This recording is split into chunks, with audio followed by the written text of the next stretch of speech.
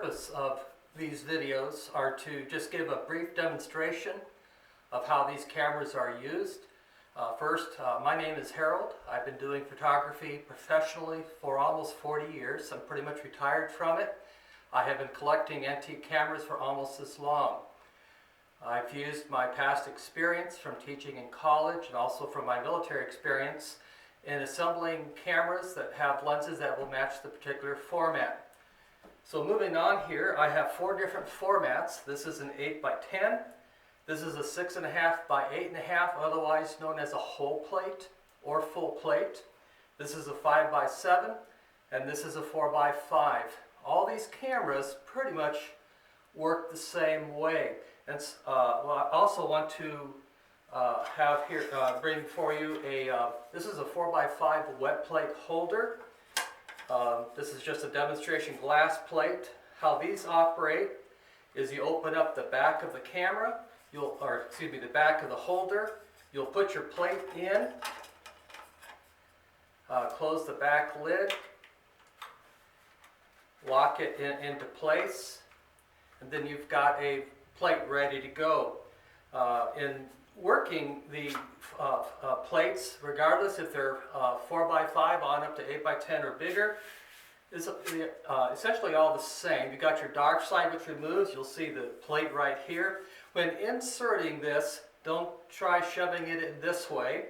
Rather, use a corner and kind of slide it, pivot it, and slide it in. This will do a couple things. Number one, it will protect the corners and protect your dark slide from breaking, cracking over time, as well as just help keep the top part here where the slit is in good condition. The main difference in wet plate photography with these different cameras is there again the volume of chemistry. 8x10 is going to be a little bit more expensive and require more volume of chemistry just because of its size. 6.5, 8.5, I've sold a couple of these. I basically have to refurbish some of the holders because there's no holders currently made for wet plate photography, but they're easily able to be converted. Old holders are easily converted to be able to use for the wet plate process. Again, as pointed out, these cameras all virtually operate the same. I'm going to use the 5x7 here to demonstrate. All these cameras pretty much have the front rail that drops down, and you just lock it in.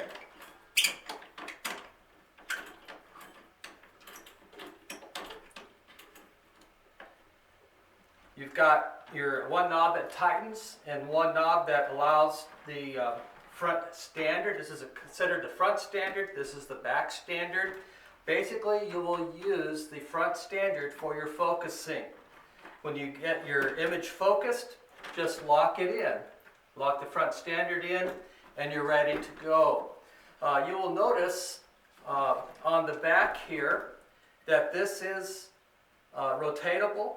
All you do is lift up these 2 tabs, turn the rear plate, and then put it back in, and just let them lock into the pins.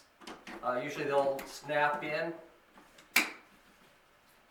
You'll also notice with the ground glass that your image is going to be upside down. So that'll take a little bit of getting used to. Usually you will not adjust the rear standard at all. Some of the cameras have extension rails that come to the back of the camera, and what they're used for is extending the bellows length. That is used for close-up photography. Different lenses. This particular brass lens has an aperture setting, so you can actually control the amount of light coming into the camera. The aperture settings, not only, number one, they control the light, but they also control what we call depth of field. The larger the number, the smaller diameter of the lens will be, and the greater area will be in focus. The smaller the number, the larger the aperture. Everything's opposite and reversed in photography. Less depth of field. If you want your background to be more out of focus, you're going to want a wide open aperture. Now, all these lenses, all these cameras vary as far as what we call focal length, which allows you how close you can be to a subject. With this particular camera, you're probably going to be 6 feet will be the closest that you'll be away from a person and have it come and focus. If it will not focus, no matter what you do, it means that you're too close and that you'll need to back up the camera so that you're able to focus your image.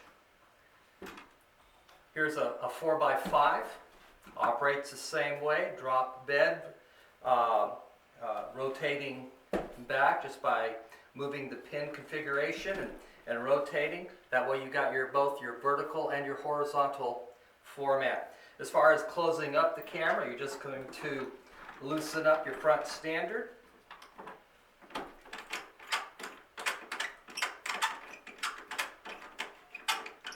Untighten your bolt here, and it'll lock into place. Some cameras don't have a front standard block. Most of the ones that I sell do, or I've incorporated in that and tried to keep things as original as possible. Wanted to point out this Darlow lens on this particular camera. Your camera's lens boards can be switched out. You can change lenses. You just have to make a new board.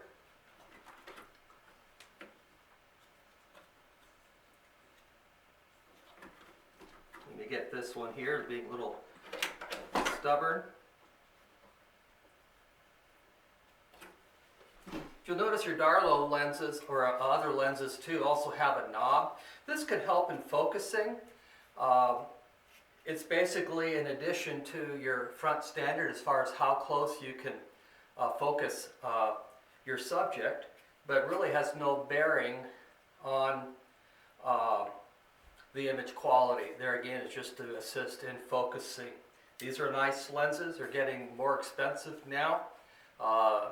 Those who want to shoot wet plate, you're also competing with those who want to collect lenses. So that's why you find a lot of prices going crazy on eBay and other auction sites. You can also, the nice thing about these cameras is that you can have a combination of different lenses to use. If you want to do landscape photography and you want a wide angle lens, they are available. And if you're wanting more of a portrait type, you can also get what we call longer focal length lenses. Often for 5x7 size photography or format photography, 8x10 lenses are used on the 5x7 format to give a more pleasing telephoto portrait effect to the image. Anyway, this is just a short overview. Hopefully this will help you. I recommend getting on some of the Facebook websites. There's 2 or 3 of them that deal with wet plate photography. They are a wealth of information. You also can email me if you'd like. My email will be on the paperwork that I send out, and I'm willing to help you in any way that you can, not with the wet plate process, but with the technical aspects of the camera. Thank you so much.